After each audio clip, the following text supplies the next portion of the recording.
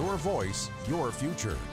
Live from the campus of Charleston Southern University in North Charleston, South Carolina, it's the 2014 South Carolina Gubernatorial Debate. Brought to you by ABC News 4, WPDE News Channel 15, WACH Fox, WLOS News 13, WMYA, and the Post and Courier. Please welcome tonight's moderator, Mark Hyman. Good evening and welcome to Charleston Southern University. I'm Mark Hyman, host of Behind the Headlines. This is the general election debate for the candidates Governor Nikki Haley, State Senator Vincent Shaheen, Judge Tom Ervin, Mr. Steve French, and Dr. Morgan Bruce Reeves. Tonight's participants have agreed to the debate format. Tonight's topics are jobs, the economy, and growth. A candidate is permitted 60 seconds to answer each question. Each candidate is also allowed 3 30-second rebuttals, which they may use at their discretion, either to rebut an opponent's answer or to extend their remarks. However, all rebuttals must be used prior to their closing statements. Panelists joining me this evening are Dean Stevens, ABC News 4 of Charleston, Cynthia Roldan with the Post and Courier newspaper, Tim McGinnis of WPDE News Channel 15 of Myrtle Beach, and Skylar Croft with the Post and Courier newspaper. In the interest of time and out of respect of all candidates, we've asked our live audience to refrain from clapping, cheering, or otherwise making noise, with 2 exceptions. At the conclusion of tonight's debate, and right now when we welcome the candidates.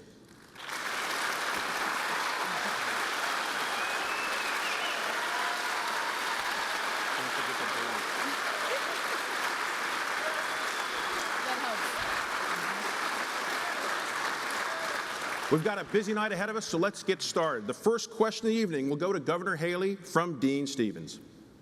Good evening.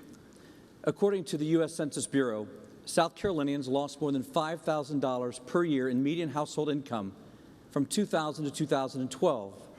That means the number of South Carolinians living below the poverty line is about 1 in 5 versus 1 in 6 in 2000.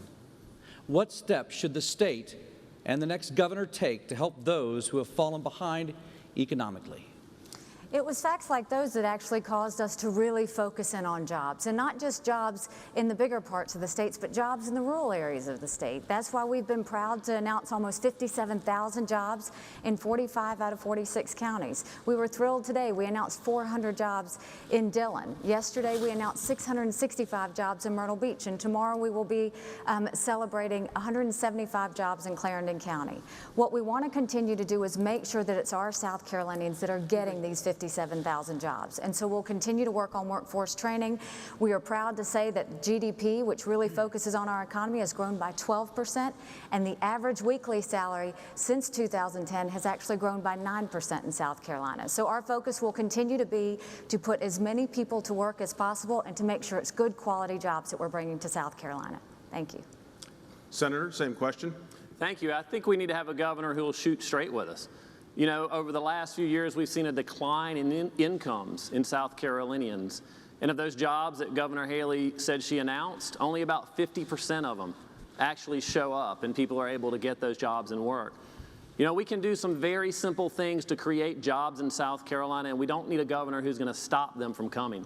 As your next governor, I will bring our Medicaid tax dollars to this state. That will create 45,000 new jobs in this state. Instead, our tax dollars are being sent to other states, and our jobs are being sent to other states. That's just wrong. And then we need to focus on small businesses in South Carolina. South Carolina-owned businesses. You know, we need to give them the same support, the same opportunities that we do to the out-of-state corporations that we recruit to South Carolina. Why have we seen declining incomes? Why have we seen record numbers of people drop out of the workforce? Why have we been ranked the 5th worst economy in America? It's because we're not keeping our own tax dollars here, and we're not supporting small business in South Carolina like we should. I'll do that as our next governor. Judge, your response to the same question? Well, at 30,000 feet in her corporate jet, I'm sure that Governor Haley thinks things look good in South Carolina. But I've traveled the entire state. I've been thousands of miles. I've held over 40 town halls across the state. And Governor, I can tell you a lot of folks are still hurting out there.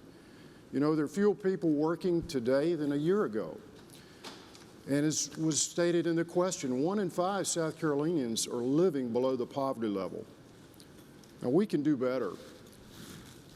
My plan to grow the economy for all in South Carolina includes increasing the minimum wage over 3 years to be phased in with tax credits for small business. You know, folks that want to work hard deserve a living wage. $7.25 an hour is simply not going to cut it. I've met so many people that are working 2 and 3 part-time jobs just to make ends meet. And I'd eliminate the eliminate all these sales tax exemptions in the code as recommended by our TRAC Commission, a bipartisan commission that looked at our tax code, so that we can eliminate the South Carolina personal income tax. And we still have enough money left over to reduce the sales tax from 6 to 5% statewide. And Judge, your time's expired. Thank you. Mr. French, your response to the same question? Sure. Well, first I'd like to thank Charleston Southern. I'd like to thank the Post and Courier. I'd even like to thank all the candidates here for being tonight and everybody watching at home and here tonight. The quickest way to get jobs in this state is very simple. We need to get rid of the personal and corporate income tax. All jobs, all growth, all economic development flows through that. It's very simple, folks. There's $250 a month that you're leaving out there of your own money. The average person in this state makes a median income of $42,000, and if you do the math, that's $250 a month. You want to talk about real money, what you can do with that. I mean, you can buy a Honda, a Ford, a Chevy vehicle for yourself. You can buy diapers, groceries. There's so many things that you can do with that money. But the fact of the matter is, too, there's other states right now that are carrying the water for us. There's 9 other states in this country that don't have an income tax. Those 9 states have created over 63% of all the new jobs over the past decade. So when you're talking about growth and you're talking about more jobs, it 100% comes down to taxes and getting rid of that corporate and personal income tax. I completely disagree with Mr. French, and your time has expired. Sure. Doctor? First of all, I'd like to say greetings to all of you and many blessings to all the families over the state of South Carolina. God bless your children and grandchildren, and many blessings to all of you. My concept and my observation of creating jobs in South Carolina, we need long-term jobs, not just temporary jobs. We need long-term jobs. We need jobs that will stay in South Carolina. We need the type of jobs will lead us into the 21st century. I don't mind giving businesses, big corporations tax breaks only if they will hire new people. Don't give them tax breaks if their CEOs are going to pay themselves million-dollar bonuses. Let me expound on how we bring these jobs in. I would like to expound on by legalizing marijuana, legalizing hemp. Our budget is $24 billion a year, $240,000. Through these jobs, we can stop our prison rate, which is the biggest expense we have. Parents are tired of their children going to jail for this. We can create a better law. I would like to also... And Doctor, your time's expired. And I will encourage all of our candidates, keep an eye on your 60-second red light, please, so I don't have to cut you off. And Governor, I understand you have a rebuttal you'd like to make? Yes, I would just, just because you say something doesn't make it true. What we know is from the feds, our GDP has grown by 12%. But more than that, when you say only half of the jobs have come, we announced GT Tire. That's 1,600 jobs in Chester. Those don't happen overnight. We announced Continental back in 2011. Hundreds of people have been hired, but we still are going to 1,700. It will take a while for that to happen. What I can tell you, though, is ask those hundreds of families in Sumter how they feel. Ask those families in Chester that are getting ready to get those jobs. And on top of that, for small businesses, we've reduced taxes from 5% to 3%. Senator, you have a rebuttal as well? Thank you, I do. I think that I agree with Governor Haley. Just because you say it doesn't make it true. And the numbers that Governor Haley has been feeding us, now for almost 4 years just don't add up. You know, a business that comes here and opens its door for only a few months and then shuts down, that's not real growth in South Carolina. The truth is, we have seen declining incomes in South Carolina citizens. In other words, in the last 4 years, our citizens have lost money, and we can do better. The second question of the evening is going to start with Senator Shaheen. Shaheen, my apologies. It's going to come from Cynthia Roldan. Governor Haley has said that she opposes unions in the state because they hurt economic growth. Do you believe organized labor has a place in South Carolina? I believe that we should maintain the right to work status of South Carolina and the South Carolinians. But you know, I welcome any jobs to this state. Any good paying jobs, I want to come to this state. If Ford Motor Company wants to hire 1,000 people here, come on. What I don't want is politicians getting in between employers and employees. Their arrangements should be between them. I think the state should be right to work. I think that we also need to focus on how we can grow wealth in South Carolina, how we can increase incomes, and simply recruiting other out-of-state companies to this state is not enough. Listen, we are turning away $11 billion of our own tax dollars, Medicaid tax dollars that would hire nurses, doctors, help rural hospitals. And where's that money going? That money is going to other states. 9 Republican governors put the good of their people above their ideology and their own ideas of self-promotion. We should do the same here in South Carolina. Rural hospitals in this state deserve to be able to stay open, and we need to increase the jobs that we have in health care across South Carolina if we're ever going to be successful. Judge? Well, I'd like to go back to jobs and economic incentives. You know, I support economic incentives as long as they're done responsibly. Now, when Governor Haley first ran for office, she promised us that she would be transparent and accountable, but she's been nothing of the sort. What I would point out, Governor, is, you know, there's the old saying, why buy the cow when you can get the milk for free? Well, you know, Governor, you've given away the milk, you've given away the cow, you've given away the pigs, you've given away the farm when it comes to economic incentives. You know, we need transparency, and what I'd ask you to commit to tonight, Governor, is post online the details of all of your economic incentive packages for the taxpayers of our state to see, so that our taxpayers can judge whether or not it was a wise investment of our taxpayer dollars. You know, the cornerstone of your campaign has been jobs in the economy, so surely you would agree to do this tonight, agree to commit to post them online. Would you do that, yes or no? And Judge, your time's expired. Mr. French. South Carolina, I'm running as a libertarian because I want to give you a consistent philosophy. I want to give you something that is both talking about freedom economically and socially. I vehemently disagree with Vincent Shaheen in talking about expanding Medicaid. I've never heard of a government program that once it's enacted is then therefore taken away. We don't have the money, and there's always strings attached whenever we get federal funding.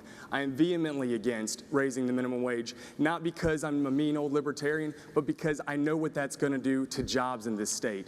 Now, I am all about this being a right-to-work state. I don't believe that we need unions in today's day and time. But the fact of the matter is, folks, I look at jobs like I look at sex. You shouldn't brag about it if you got to pay for it. And the fact is, every one of you in this room tonight can create jobs if you're giving billions of dollars of other people's money.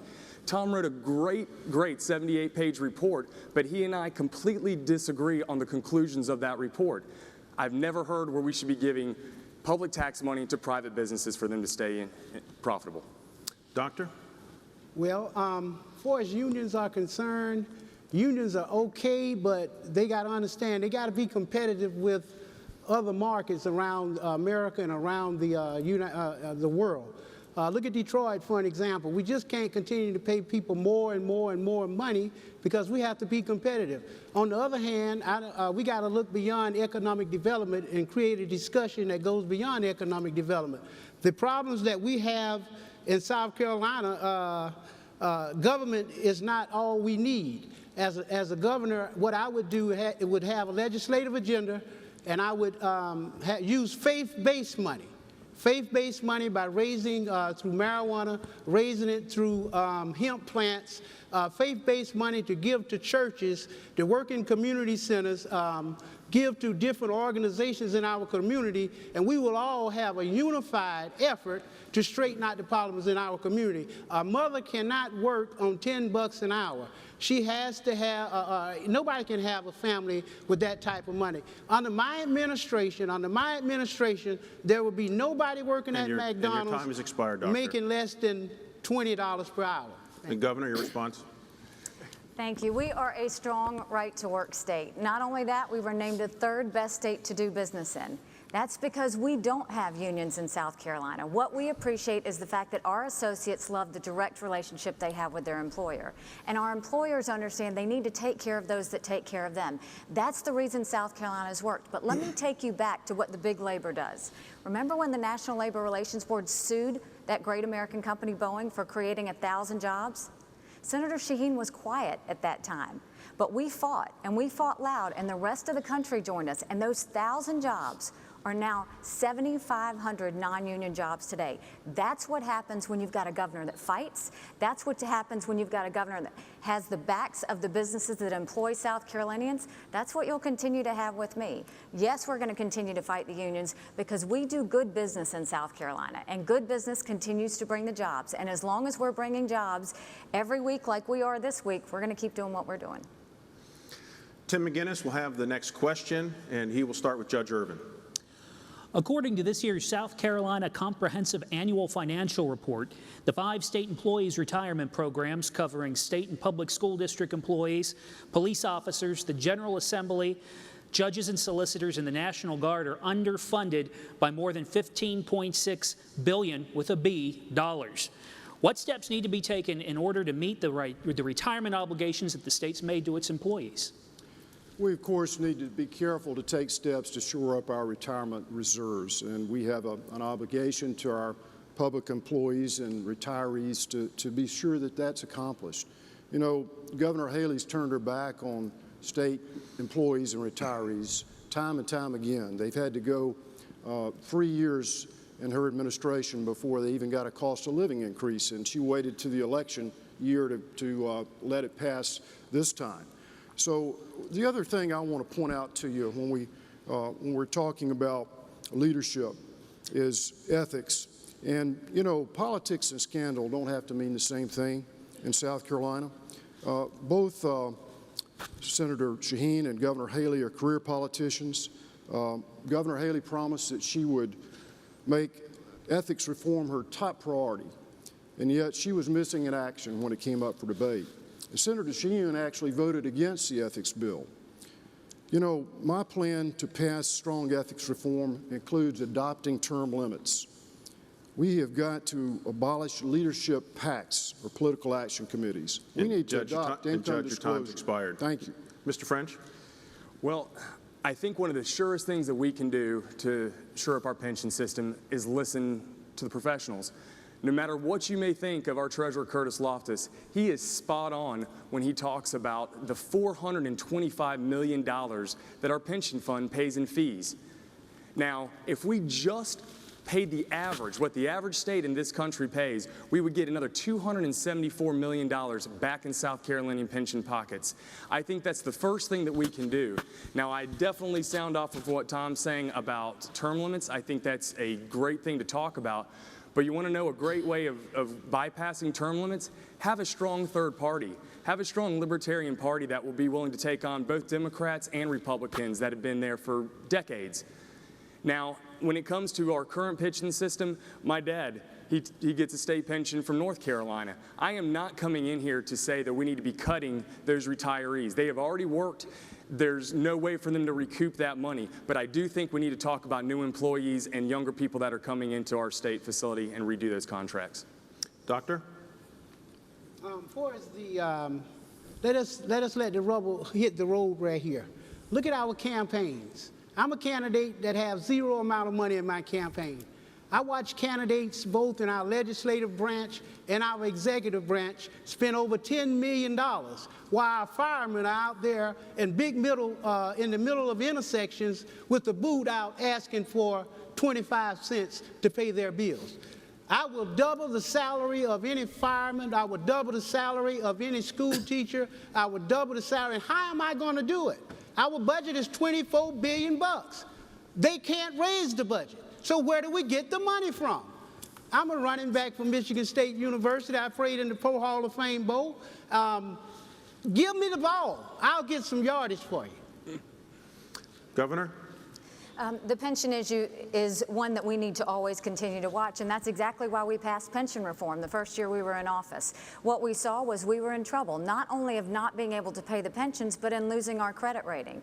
So we went and we had a conversation with state employees, and we told them that we could no longer have them retire in 28 years. We needed to have them retire in 30. We told them they could no longer get their retirement before the age of 65. We had to make some serious cuts. We were in a serious time with our budget, but we were able to do that together. We were able to pass the pension reform and get us back within that 30-year window. Now, what's key as we go forward is that we don't stop looking at it, that we continue to make those adjustments and those changes as necessary so that our public servants in South Carolina get what is promised to them and what they've earned, and that the taxpayers also know that this is something that we can sustain and keep a balanced budget. Senator? Thank you. You know, what we need is honesty and leadership. We have paid out hundreds of millions of dollars in fees in our pension system, fees that get paid to high-priced investment folks up in New York and all over this country. That's our tax money. That's our retirees' retirement being spent out of state. And Governor Haley's appointee to the board that governs that has been all for sending those dollars all across America. What we need to do is have common sense in our pension system. Our investments need to be smart, and we shouldn't be paying some of the highest fees in America. I want to talk about this issue relating to Boeing that Governor Haley brought up. You know, we were both legislators when Boeing came here in the Sanford administration, and we had an opportunity to show if we were going to support Boeing coming here because we had a vote. And I showed up for that vote because I thought it was important for Boeing to come to South Carolina. Governor Haley chose not to. That's what real support means. Before we move on, I want to remind all of our candidates we're about a third of the way through, and all of you still have rebuttals that you may use. In the interest of fairness, we will now reverse the order. The next question will go to Dr. Reeves from Schuyler Croft. Given the recent headlines about ethical lapses in Colombia, do you believe there is a culture of corruption in government, and what can be done to prevent it from injuring the state's economic attraction? Well, for the ethics department, I think the department is doing a pretty good job. Yes, there are corruptions in look at our process. The citizens should have common enough sense to vote on who they want to be the next governor. We need to look deeper down and beyond all the commercials and put God first. Put God before money. Put charity before money. Put love before money. But we can't not elect a governor. I don't even think when it comes around to the Democratic and Republican Party, your vote counts anymore because the governor's position is up for sale. I wouldn't mind paying $1 a year and have it publicly funded. You can't get in the Olympics and you start all of us off on one line, but here I'm not indebted to any political groups or organization, or I'm not indebted to any of those guys. We have people here indebted, though. You know why?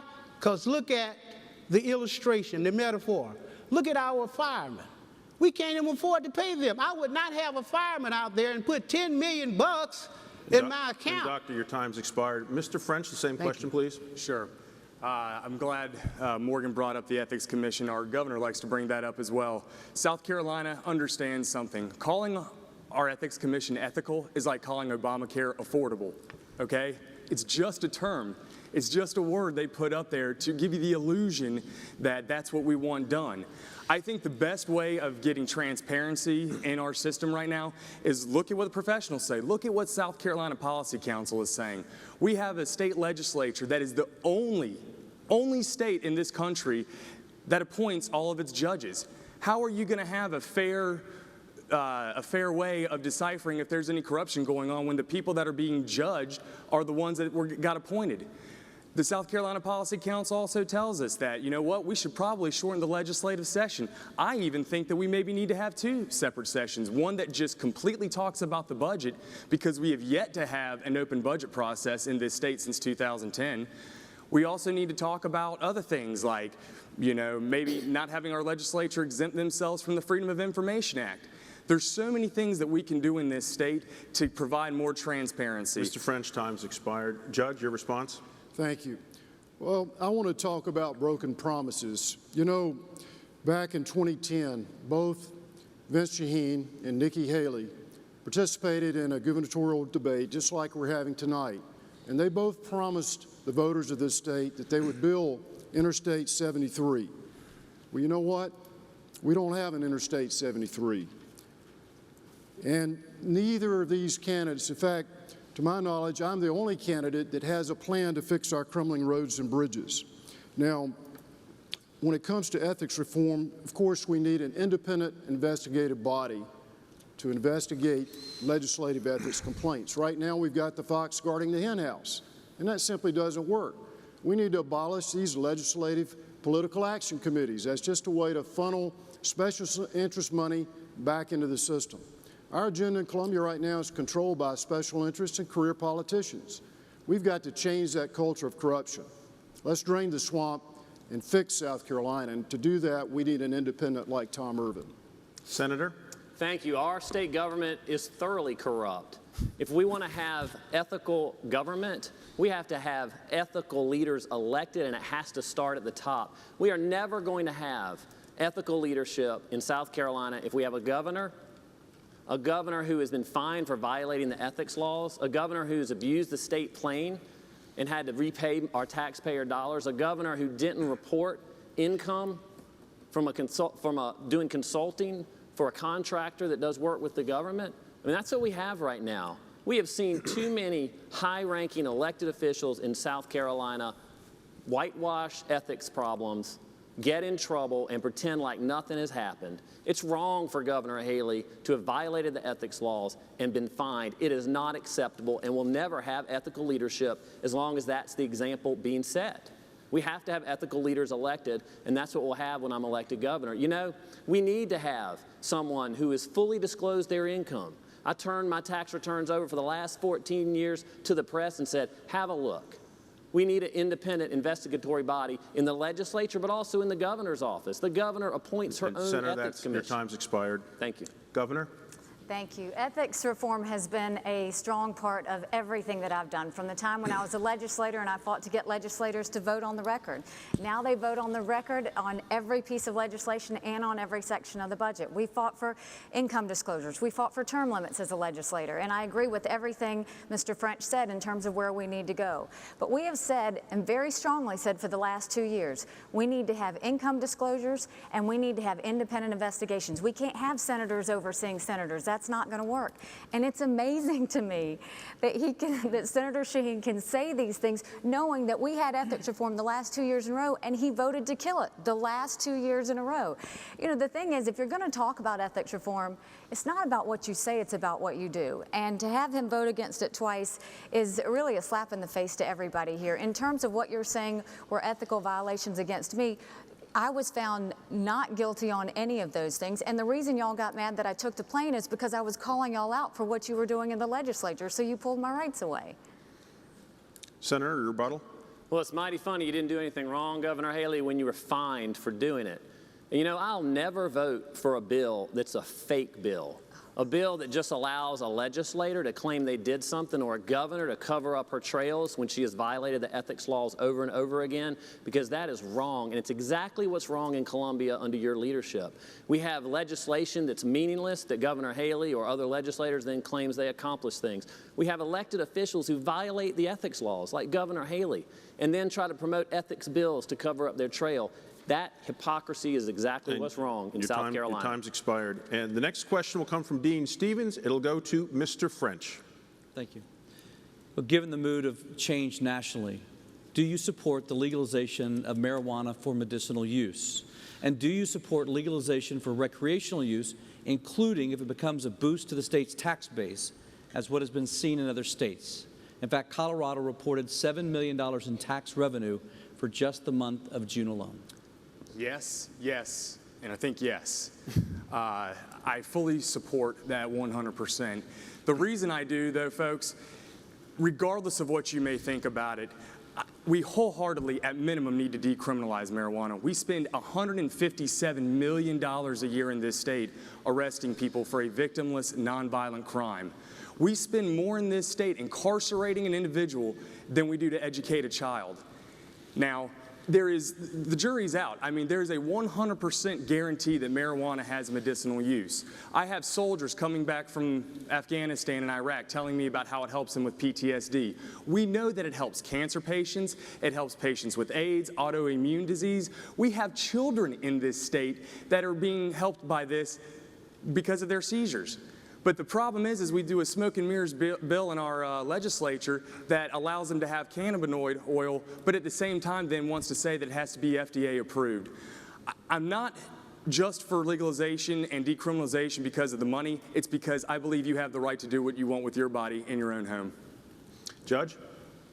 Well, I support medical marijuana because it has benefited many children, for example, that have seizure disorders. There's medical evidence that it also will help veterans that have PTSD that are returning from war, that may suffer from chronic depression and anxiety, and there are other appropriate medical uses as long as it's prescribed by a physician and properly regulated by the state. But before we rush out to legalize marijuana, let's wait and see what the experience is going to be in the state of Colorado and Washington State. You know, the medical evidence shows that for young people who are habitual users of marijuana, they can actually lose IQ points. And it concerns me, you know, in this day and time, we're in a world economy, and our young people need all the IQ points they can muster to do the jobs of the future. So let's not create brain damage for our young people. What I would agree to do is we should decriminalize first offense marijuana and make that a civil fine. And your time's expired. Thank you Senator? very much. Thank you, Will. I can't help but think I have twin boys who are 18 that might be watching this debate. So I don't think that legalizing marijuana is really the answer to our economic problems in South Carolina. I think that the answer to the economic problems in South Carolina is focusing on helping small South Carolina businesses grow and prosper. You know, this administration has turned its back on small business in South Carolina. I own a small business. I understand what it's like to be out there. We need to help them. We need to lower commercial property tax rates on small businesses. We need to make sure that small businesses are treated just as well as big out-of-state companies that we recruit to South Carolina. And you know what? We need to keep our Medicaid tax dollars here in South Carolina to create almost 45,000 new jobs in this state all across South Carolina.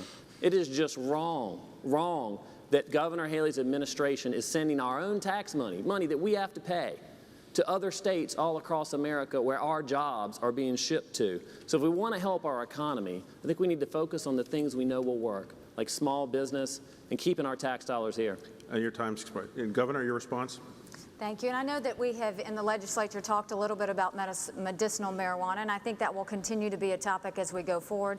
I don't want to see it legalized statewide, and I'll tell you why. If you look and listen to what the governor of Colorado has said, he sent out a message to all the governors and said, wait, because they were trying to deal with everything that was going on in Colorado, and I think that we should look at what's happening there.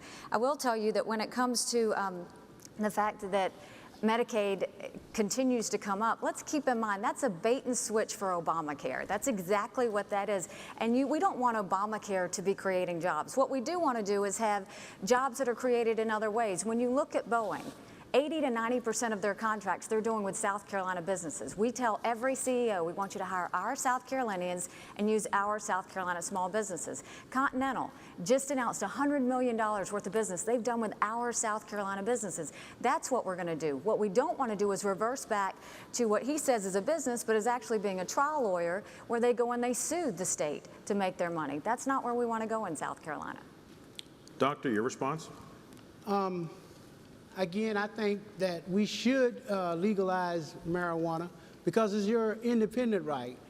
And I would stand up for someone's independent right.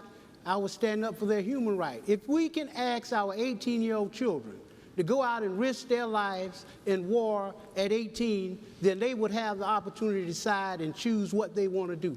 If you want fresh air, then you have that in your house. If they want to come home and they want this opportunity, as long as they're not public nuisance, I don't see any reason why they can't do it. My theological explanation is, behind this physical universe, there's a God. Not only is he powerful, he's magnificently creative. All the wonders of the world first existed in the imagination of God. The Grand Canyon, Everglades, cotton, corn, marijuana, and hemp. So I would take rather than your 401k plan for your retirement plan, I would allow you to invest in the hemp milk, which is good for cancer. And those people who are hurting out there, and you need that medication, I'm going to get it to you. Time's expired. The next question will come from Cynthia Rodan, and we'll start with the judge. Senator Shaheen recently called for the Confederate flag to be removed from all presence of the State House grounds. Has the time come to address the flag issue again, and do you think that it has a potential to harm the state economically? I was frankly surprised that Senator Shaheen raised this divisive issue some 33 days before the general election. I want to focus on the real problems of South Carolina, and that includes fixing our crumbling roads and bridges. Do you know we have the most dangerous rural roads in the nation? We have the highest fatality rates in the nation. And half of our primary and secondary roads are rated poor by the South Carolina Department of Transportation. We have over 1,500 bridges in South Carolina that are structurally deficient. Are we going to wait for a bridge collapse to fix this problem? I'm the only person on this stage that has a plan to fix our crumbling roads and bridges. And it includes adjusting the gas tax. It hasn't been adjusted for 27 years. We'll keep it lower than our neighboring states of North Carolina and Georgia, but we need a reliable source of revenue to fix our roads and bridges. That has to be our top priority in the new year. And as if I'm fortunate enough to be your next governor, I'll fix our roads and bridges. Senator? Thank you. You know, I think that the people of South Carolina are tired of having an image across America that's not truly who we are. I think we're tired of having an image of corrupt leaders, of unethical elected officials. I think we're tired of having an image that we're stuck in the past and divided. I believe that South Carolinians and our young people who leave this state all too often are tired of the image that the leaders of this state project. And frankly, I think we're tired of politicians who won't say where they really stand. I believe that it's time that we retire the Confederate flag to a place of respect where the history of this great state can be told, and that we all rally together under a flag that unites us all, the American flag, that looks toward the future and not the past. And that's what we need in leaders in South Carolina. We don't need more unethical activity. We don't need more statements we don't trust. We don't need more just looking to the past. We need to look to the future. And that's what this is about. And I'm not afraid to say what I think and to take a stand so that my kids will have a better state than we have today. Governor? Thank you. You know, the Confederate flag is a very sensitive issue. And what I can tell you is over the last 3.5 years, I spend a lot of my days on the phones with CEOs and recruiting jobs to this state. I can honestly say I have not had one conversation with a single CEO about the Confederate flag. What is important here is that we look at the fact that, yes, perception of South Carolina matters. That's why we have everybody answering the phones, it's a great day in South Carolina. That's why we're being named the friendliest state and the most patriotic state and getting all these great accolades. But we really kind of fixed all that when you elected the first Indian American female governor, when we appointed the first African American U.S. senator. That sent a huge message. What sent a strange message was when we had Senator Shaheen, who has been in the Senate 15 years, not once ever mentioned the Confederate flag, never taken the well on the Confederate flag, has no bill talking about the Confederate flag, and 1 month prior to the election decides that the Confederate flag has to come down. Again, it's a lot of talk and it's very little action. Doctor? Yes. Tom was sharing with you all about the bridges in the state of South Carolina. and about his experience. I own a construction company. I know how to figure out the cubic yards and the cubic yardage, cubic inches of what it takes to repair the roads in South Carolina. I'm the only one on the stage that's ever built a road.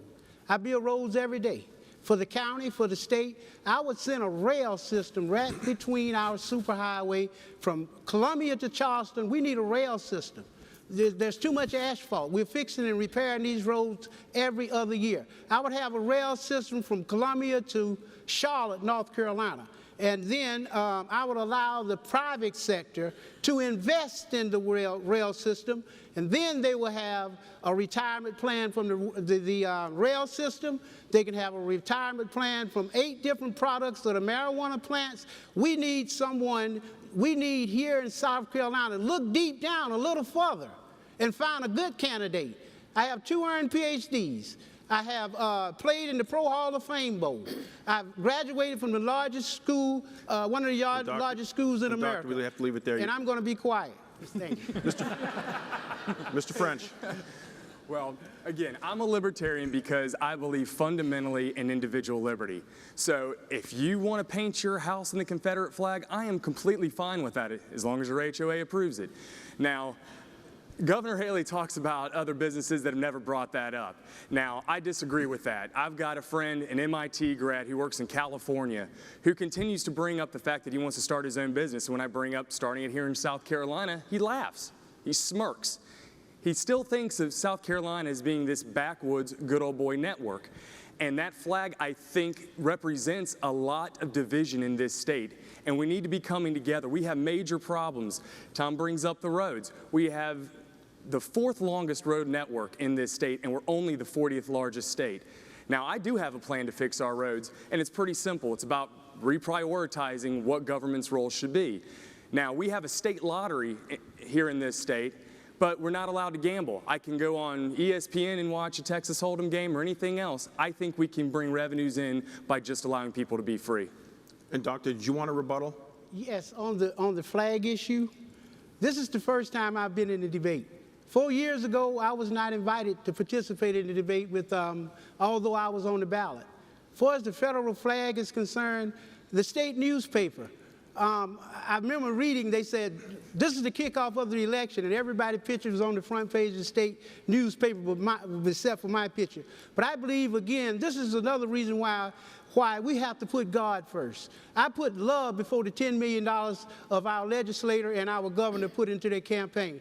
I put charity first. This is the values that I would give to our, and I'm going to be quiet. Time's expired. And Judge, you wanted a rebuttal as well. Yes, thank you. I appreciate my friends talking about our crumbling roads and bridges and the need to fix our infrastructure.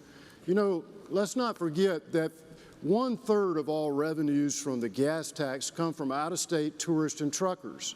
Now, Senator Shaheen would have our taxpayers pay for the 100%, as would Governor Haley, because Senator Shaheen wants to raid the general fund. That's no way to pay for our crumbling roads and bridges.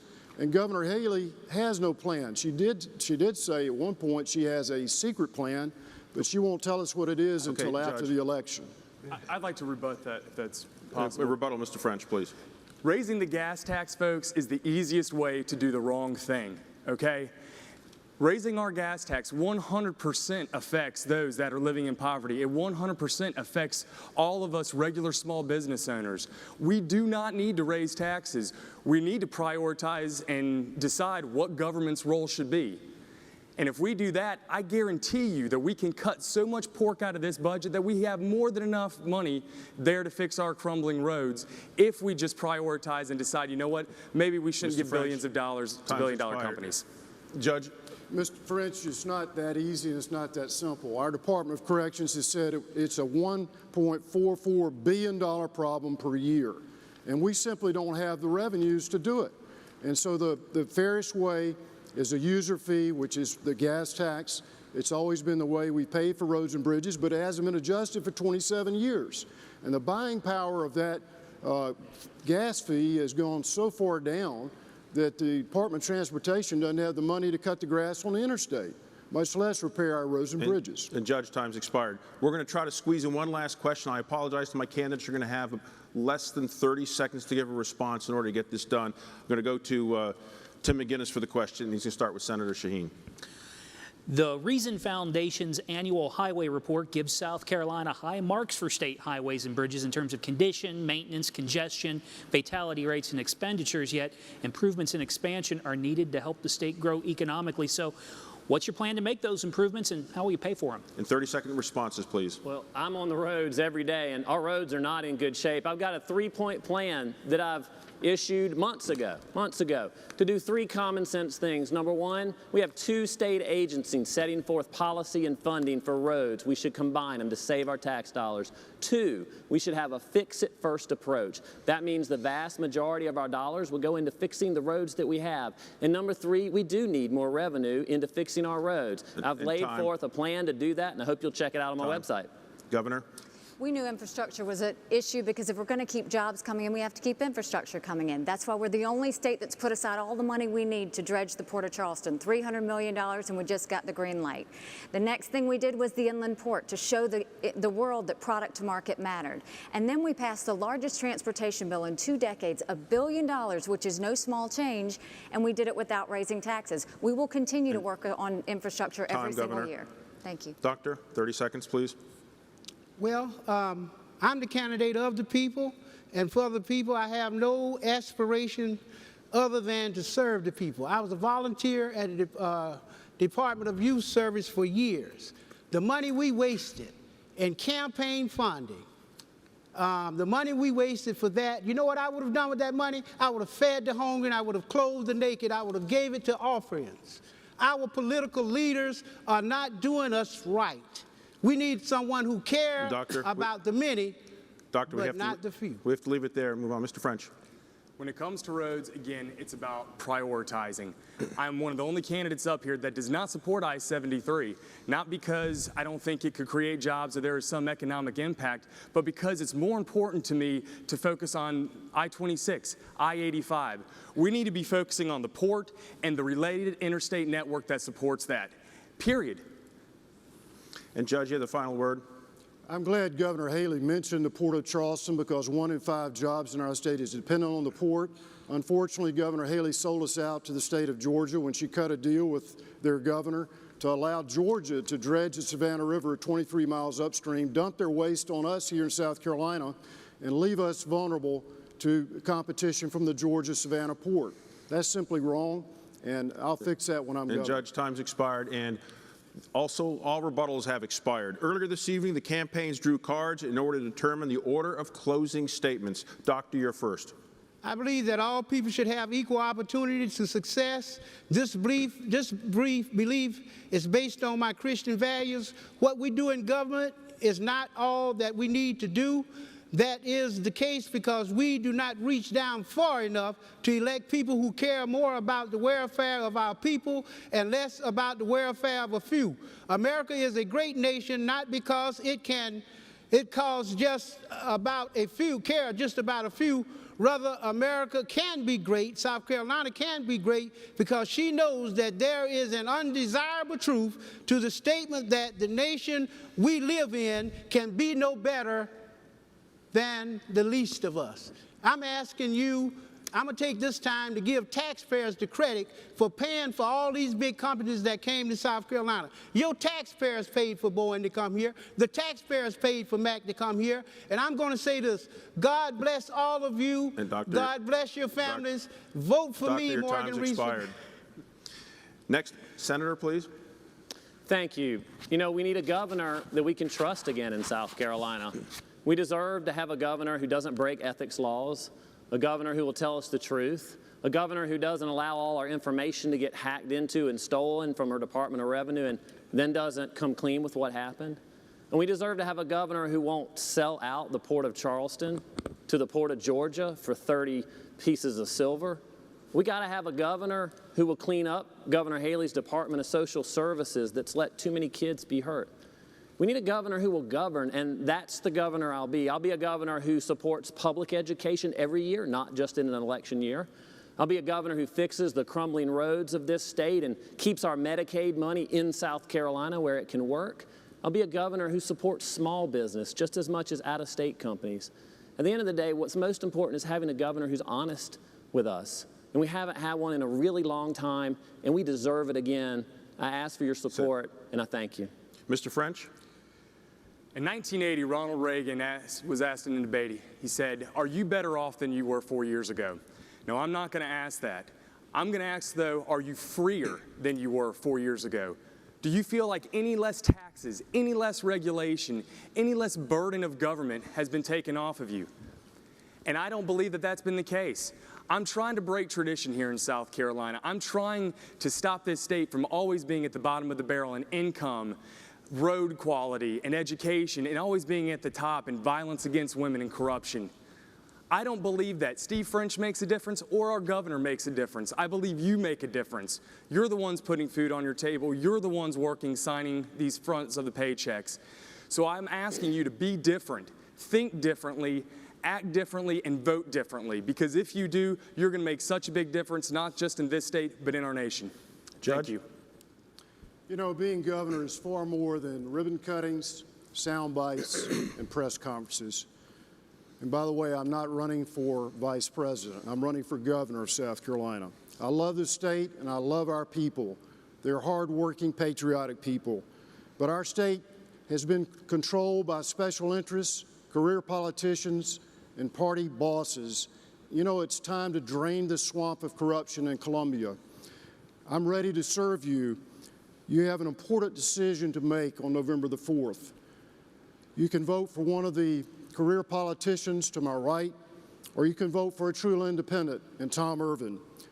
I have common sense solutions to fix our crumbling infrastructure, to eliminate the sales tax, and pass term limits once and for all. As a man of faith, I'm asking for your prayers. What we need in Columbia is less politics and more common sense. Thank you, and God bless. Thank you, Judge. Governor? Thank you. You know, 4 years ago, I came to you and I asked you to take a chance on me. I had a vision of a state that brought jobs for the people, a vision of a state where schools worked for our children. And what I said then was, if you gave me a chance, I'd spend the next 4 years trying to prove to you that you made a good decision. Now I want you to look at us now. It's not about words, it's about results. Almost 57,000 jobs in 45 out of 46 counties. Faster growing drop in unemployment than even the nation's drop. They're now referring to us as the beast of the Southeast, third best state to do business in the country. Education reform, pension reform, tort reform, getting legislators to vote on the record, and the list goes on. You know, I know there's been a lot of negativity on this stage tonight, and that's okay. That's politics. I'm used to that. But what I'll tell you is, this time I'm not asking for your words. I'm asking for you to judge me on results. And let's continue to make every day a great day in South Carolina. And that concludes this evening's debate. We certainly heard a wide variety of questions on a wide variety of topics, and certainly you've received the information you need to make an informed decision on that first Tuesday in November. Don't forget, 1 week from tonight is the final televised debate, which will take place at Furman University in Greenville. We'd like to thank the candidates for the participation. Good luck in your campaigns. We'd like to thank you at home for joining us.